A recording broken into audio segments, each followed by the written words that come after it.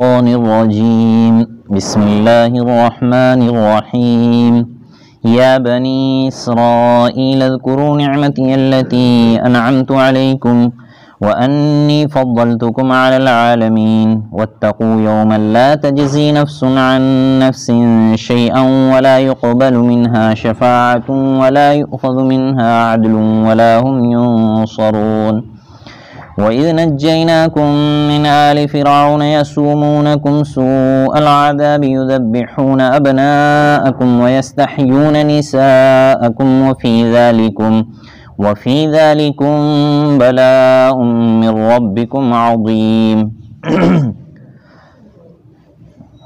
یہاں سے بنی اسرائیل کے ان نعمتوں کے بارے میں جو اللہ تبارک و تعالیٰ نے ان پر کیا تھا، جو انعامات اور احسانات کیے تھے، ان کے متعلق بیان شروع ہو رہا ہے، اور ان نعمتوں کے اوپر جو بنی اسرائیل نے نافرمانی کی ہے، جو اللہ تبارک و تعالیٰ کے ساتھ اور ان کے وعدے، اللہ کے وعدے کے ساتھ جو خلاف ورزی کی ہے، ان کا بیان ہے۔ یا بنی اسرائیل اذکروا نعمتی التی انعمت علیکم وانی فضلتکم علی العالمین۔ اے بنی اسرائیل، یاد کرو اس نعمت کو یا ان نعمتوں کو جو ہم نے تم پر کیا تھا، اور ہم نے تم کو تمام عالم پر فضیلت بخشی تھی۔ واتقوا یوما لا تجزی نفس عن نفس شیئا ولا يقبل منها شفاعة ولا يؤخذ منها عدل ولا هم ينصرون۔ اور ڈرو اس دن سے جس دن کوئی کسی کا کسی بھی اعتبار سے کوئی مددگار نہیں ہوگا، نہ بدلہ لیا جائے گا اور نہ کوئی شفاعت قبول کی جائے گی اور نہ کسی چیز کے عوض چھوڑا جائے گا۔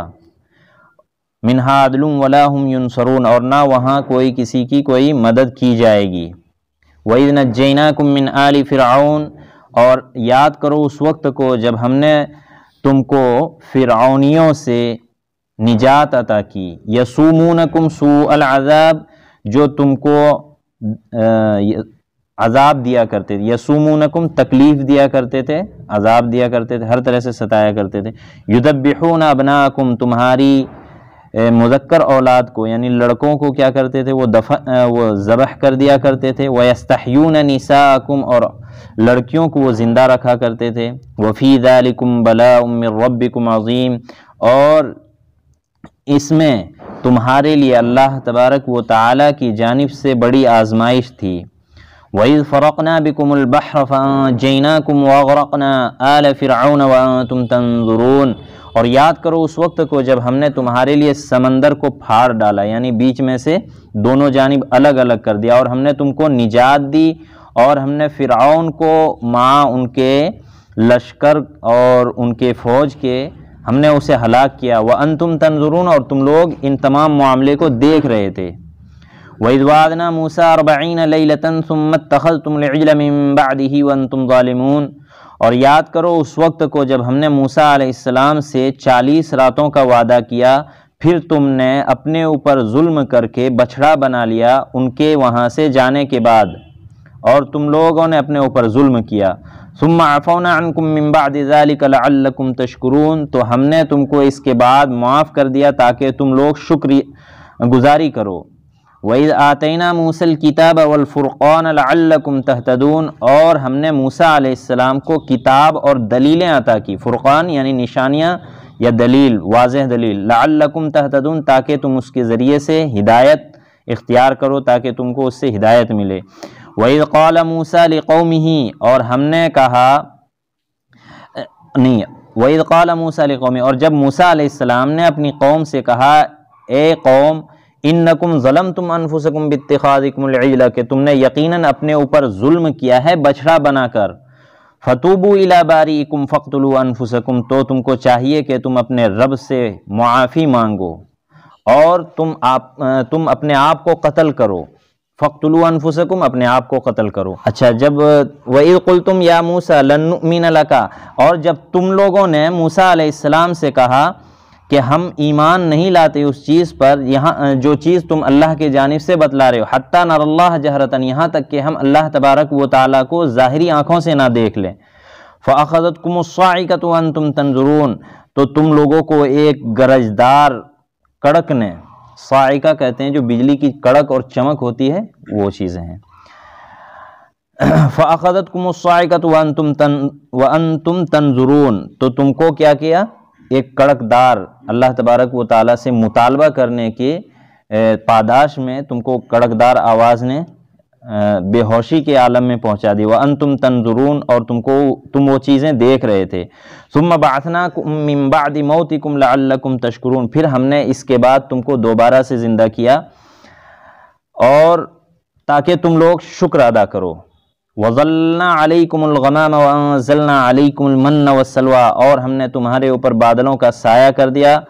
وَأَنزَلْنَا عَلَيْكُمُ الْمَنَّ وَالسَّلْوَىٰ، اور تمہارے لیے ہم نے من والسلویٰ نازل فرمایا تمہارے کھانے کے لیے۔ کلوا من طیبات ما رزقناکم، تو تم لوگ کھاؤ اس میں جو کچھ تم کو پاک صاف ستھری رزق میں سے عطا کیا جاتا ہے۔ وما ظلمونا ولکن کانوا انفسهم یظلمون، اور کسی کے اوپر زیادتی نہیں کی جاتی لیکن وہ لوگ خود اپنے اوپر زیادتی کرتے ہیں، یعنی اللہ کی جانب سے کسی کے اوپر ظلم زیادتی نہیں کی جاتی، حقیقت یہ ہے کہ لوگ اپنے اوپر خود ہی ظلم اور زیادتی کرتے ہیں۔ وَإِذْ قُلْنَا ادْخُلُوا هَٰذِهِ الْقَرْيَةَ فَكُلُوا مِنْهَا حَيْثُ شِئْتُمْ رَغَدًا وَادْخُلُوا الْبَابَ سُجَّدًا وَقُولُوا حِطَّةٌ نَغْفِرْ لَكُمْ خَطَايَاكُمْ، اور ہم نے تم سے کہا اس بستی میں، اس شہر میں داخل ہو جاؤ اور تم اپنی طبیعت کے چاہت کے مطابق فَكُلُوا مِنْهَا حَيْثُ شِئْتُمْ، جہاں سے چاہو کھاؤ، اور دروازے میں، یعنی شہر پہلے زمانے میں کیا ہوتا تھا، شہر کے دروازے ہوا کرتے تھے۔ مجھے آج ہی کوئی بتا رہا تھا کہ ایک وقت میں یہ احمد گڑھ بھی چاروں طرف سے، یعنی جو شہر تھا وہ گھرا ہوا تھا، دروازہ 10 بجے قریب بند ہو جاتا تھا، آج ہی میں نے سنا ہے۔ تو یہ ایک مثال سے سمجھایا جا رہا ہے کہ اس دور میں بھی ہوتا تھا، لوگ تھوڑے ہوتے تھے، آبادی چھوٹی ہوتی تھی، تو لوگ کیا کرتے تھے، وہ گھراؤ کر کے اس میں دروازہ لگا دیا کرتے، اسی کا واقعہ ہے یہاں پہ، مختصر ابھی عرض کر رہا ہوں، بعد میں اس کی تفصیل آئے گی۔ وَادْخُلُوا الْبَابَ سُجَّدًا وَقُولُوا، اور تم لوگ شہر کے دروازے میں داخل ہو جاؤ اور اللہ تبارک و تعالیٰ سے مغفرت مانگتے ہوئے داخل ہو، تو ہم تم کو معاف کر دیں گے، تمہاری غلطیوں کو معاف کر دیں گے۔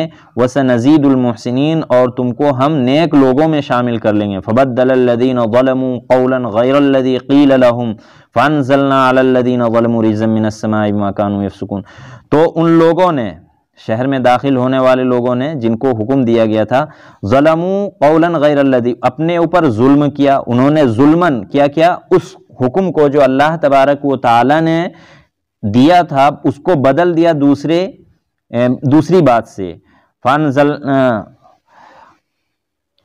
فَأَنزَلْنَا عَلَى الَّذِينَ ظَلَمُوا رِجْزًا مِّنَ السَّمَاءِ، تو ہم نے ان کے اوپر عذاب نازل کیا، یعنی ان کے اوپر آزمائش ہم نے نازل کی، من السماء، آسمان سے، بما کانوا یفسقون، جو وہ لوگ کیا کر رہے تھے کہ حکموں کے درمیان فتنہ فساد کر رہے تھے، یعنی اللہ کا جو صحیح حکم تھا اس کو بدل رہے تھے، اس میں جو اپنی طرف سے تبدیلی کر رہے تھے اس کے عوض میں اللہ تبارک و تعالیٰ نے ان کو سزا دیا۔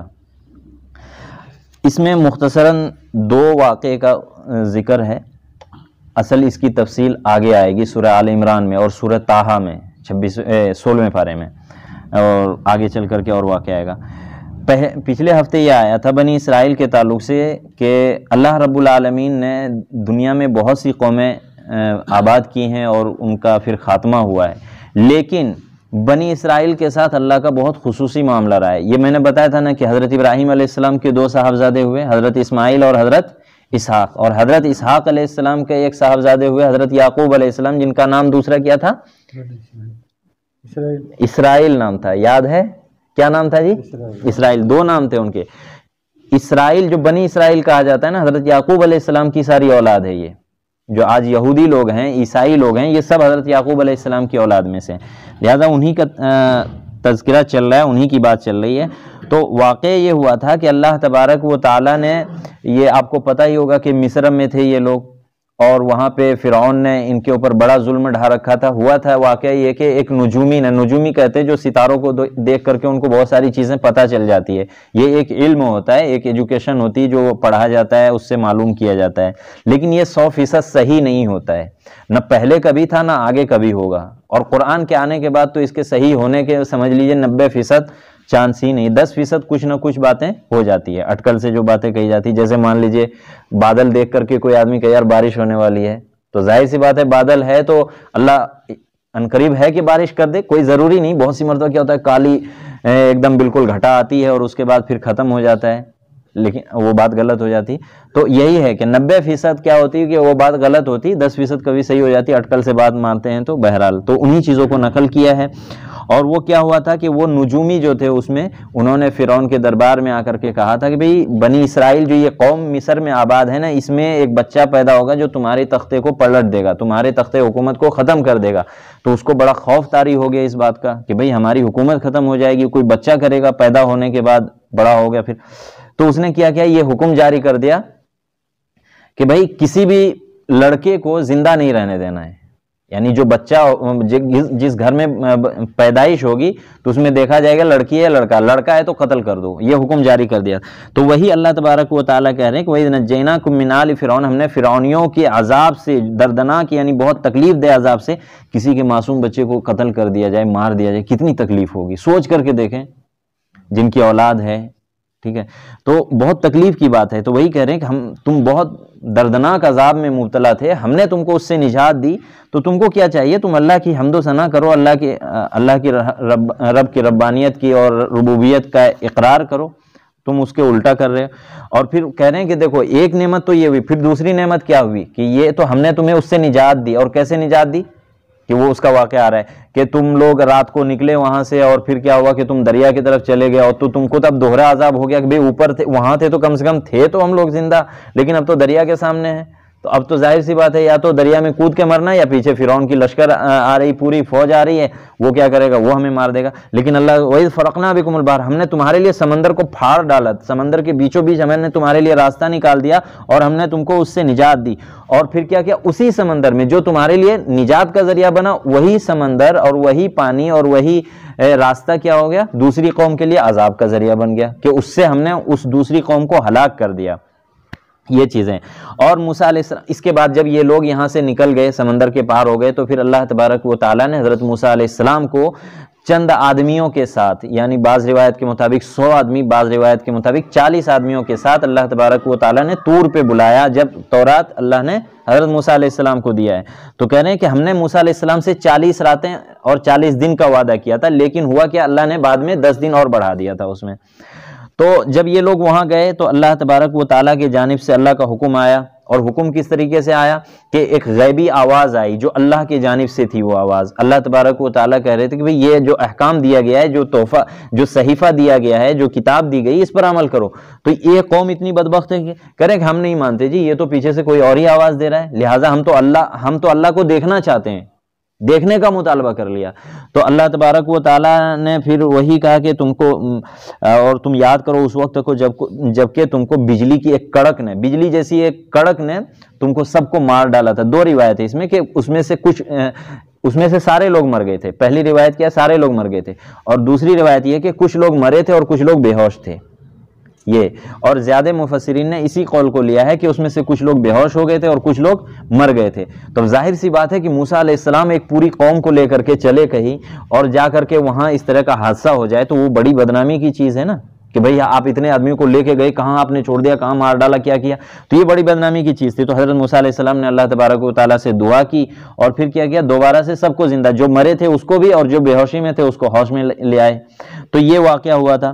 تو اللہ تبارک و تعالیٰ اس نعمت کو یاد دلا کر کہہ رہے ہیں کہ اور تم یاد کرو اس وقت، ثم بعثناکم من بعد موتکم لعلکم تشکرون، کہ تم کو ہم نے موت کے بعد دوبارہ زندگی دی۔ تم کو اس میں کیا چاہیے تھا، اللہ کا شکر ادا کرنا چاہیے تھا کہ اصل میں عذاب کیسے آیا تھا، بھئی آپ کے مطالبے پہ یہ آیا تھا نا، کڑک آئی تھی، بے ہوشی کیسے طاری ہوئی، آپ نے کہا یہ چاہیے، وہ دیا گیا، تم سے برداشت ہی نہیں ہوئی، تو عذاب تو تمہارے مانگا ہوا ہے، لیکن اس کے بعد بھی اللہ نے تم پر کیا انعام کیا کہ دوبارہ سے تم کو زندگی دے دی، جاؤ اپنے بال بچوں میں رہو، کھاؤ کھیلو، وذللنا۔ اور پھر کہہ رہے ہیں دیکھو یہ ساری باتیں ہو گئی، ہم اس کے بعد ہم نے کیا کیا، جب تم لوگ نکل گئے تھے کھلے میدان میں، تو اب ظاہر سی بات ہے آدمی ایسے تو نہیں رہ سکتا، دھوپ ہے تو دھوپ سے بچنے کے لیے چاہیے، تو اللہ تبارک و تعالیٰ نے، یہ 12 قبیلے تھے، اللہ رب العالمین نے ان کے اوپر بادلوں کا سایہ کر دیا تھا، نہ سردی ہوتی تھی نہ گرمی۔ اب ظاہر سایہ تو آپ نے کر دیا، کھانے پینے کے لیے کیا چاہیے، تو اللہ تبارک و تعالیٰ نے 2 چیزیں اتاری ان کے لیے، من اور سلوا، من سلوا، من اور سلوا دو چیزیں ہیں.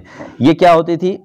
من تو یہ سلوا تو اس کو کہتے ہیں ایک طرح کا حلوہ ہوتا تھا جو پیڑوں پہ شبنم، جیسے آپ نے دیکھا ہوگا کہ جو لوگ کبھی کشمیر گئے ہیں یا کسی ایسی جگہ گئے ہیں جہاں برف جم جاتا ہے نا، اس طرح کی ایک میٹھی چیز ہوتی تھی جو اللہ تبارک و تعالیٰ پیڑوں پہ اور جگہ جگہ جمع دیتے تھے، لوگ وہ اٹھاتے تھے اور کھا لیتے تھے. اور یہ جو من ہے یہ ایک قول کے مطابق ایک پرندہ ہوتا تھا، وہ آسانی سے ان کے آس پاس پھرتا رہتا تو وہ ایسے ہی پکڑ لیتے تھے اور بھون کے کھا لیتے تھے. یہ ایک ذریعہ تھا. باقی اس میں تھوڑی سی باتیں اور ہیں لیکن وقت پورا ہو رہا ہے، میں بس ختم کر رہا ہوں. کلوا من طیبات ما رزقناکم، اللہ تبارک و تعالیٰ کہہ رہے یہ پاک صاف ستھری چیزیں تھی آپ کے لیے، آپ اس میں سے کھائیے خوب، ہم نے جو تم کو دیا ہے خوب کھائیے آپ اس میں سے. وما ظلمونا ولکن كانوا، لیکن حقیقت یہ ہے کہ تم نے اپنے اوپر ظلم کیا. اور کیا ہے ظلم کا بدلہ؟ تو پھر پتہ ہی ہے کہ اللہ نعمتیں چھینتے ہیں، اور بھی بہت ساری چیزیں ہوتی ہے، تفصیل اور بھی ہے اس میں. وَإِذْ قُلْنَا ادْخُلُوا، پھر یہ لوگ کہنے لگے، بہت زمانہ ہو گیا، 40 سال کا عرصہ ہو گیا تقریباً اسی وادی تی میں رہتے تھے، اس میدان میں رہتے. تو یہ لوگ کہنے لگے کہ اب ہمیں زمین کے گلے وغیرہ جو ہم لوگ کھاتے ہیں نا، سبزی ساگ، یہ سب چیزیں ہمیں چاہیے کہ یہ نعمتیں اب ہمیں اچھی نہیں. ظاہر سی بات ہے، چلو انسان کا مزاج اللہ نے ایسا بنایا ہے کہ ہو جاتا ہے، لیکن یہ ہے کہ اس میں کوئی محنت نہیں تھی، کچھ نہیں کرنا پڑتا تھا کہ بھئی یہاں سامنے رکھا ہے، گئے اٹھائے اور کھا لیا. پرندہ پھر رہا ہے، پکڑ لیے، بھون لیا، کھا لیا. کیا محنت کرنی پڑی؟ کوئی کمانا تو نہیں پڑا، صبح سے شام تک مشین پہ تو نہیں بیٹھنا پڑا، دکان پہ چیئر پہ بیٹھنا تو نہیں پڑا نا، 10 لوگوں سے ڈیل تو نہیں کرنی پڑی نا، محنت تو نہیں کرنی نا، پھاوڑا کسلا وغیرہ نہیں چلانی پڑے، درانتی گھسنی نہیں پڑی نا. صحیح ہے بات ہماری؟ بغیر محنت کے مل رہے. تو اللہ تبارک و تعالیٰ کہ بھئی تم کھاتے رہو اور نعمتوں کا گنگاتے رہو، لیکن نہیں برداشت. کہہ رہے کہ ہمیں تو وہ ساری چیزیں چاہیے. تو اللہ تبارک و تعالیٰ نے کہا پھر جاؤ اپنے شہر میں. تو یہ شہر کون سی؟ یہ شہر کون سی شہر ہے؟ یہ شہر مقدس ہے، جو اس کو آج ہم کیا کہتے ہیں؟ بیت المقدس جائیں، یعنی کیا؟ یروشلم نہیں بھائی، بیت المقدس کہاں ہے؟ فلسطین میں ہے. تو یہ لوگ اصل یہ قوم جو تھی نا فلسطین سے ہی نکالی گئی تھی. قوم عمالقہ ایک آئی تھی، انہوں نے وہاں پہ ظلماً قبضہ کیا تھا اور یہ لوگ وہاں سے دفع ہو گئے تھے، ہجرت کر گئے تھے. وہ یوسف علیہ السلام کا واقعہ آپ لوگوں نے سنا ہوگا کہ پھر آگے آئے گا کہ وہ لوگ چلے گئے تھے پھر اپنے باپ کے پاس، پھر اس طریقے سے یہ لوگ منتقل ہو گئے تھے اس طریقے سے کر کے. بہرحال تو یہاں پہ ان کے شہر میں، ان کے گھر میں دوسرے لوگ کیا ہو گئے تھے؟ قابض ہو گئے. اللہ تبارک و تعالیٰ کہ بھئی تمہارا شہر سامنے ہے، جاؤ داخل ہو. اور کیسے داخل ہونا ہے؟ کہ دیکھو اللہ سے معافی مانگتے ہوئے جانا، اللہ ہمیں معاف کر دے ہم سے جو غلطیاں. تو اللہ نے ایک جملہ سکھایا، وقولوا حطہ، کہ اللہ مجھے معاف کر دے، میری جو غلطی ہے، میرے گناہ. جیسے ہم لوگوں کو کیا سکھایا؟ استغفر اللہ استغفر اللہ، اللہ میرے گناہوں کو معاف فرما، استغفر اللہ ربی من کل ذنب واتوب. تو ایسے ہی اللہ نے ان کو ایک کلمہ سکھایا کہ بھئی یہ کہتے ہوئے جانا. لیکن یہ بدبخت قوم ٹھہری، ہر جگہ شرکسی شرارت ان کی فطرت میں تھی، اللہ بہتر جانے. تو یہ لوگ حطتن کو حنتتن سے بدل دیا. کس سے؟ حنتتن. بہت معمولی سا فرق لگ رہا ہے، حطتن اور حنتتن.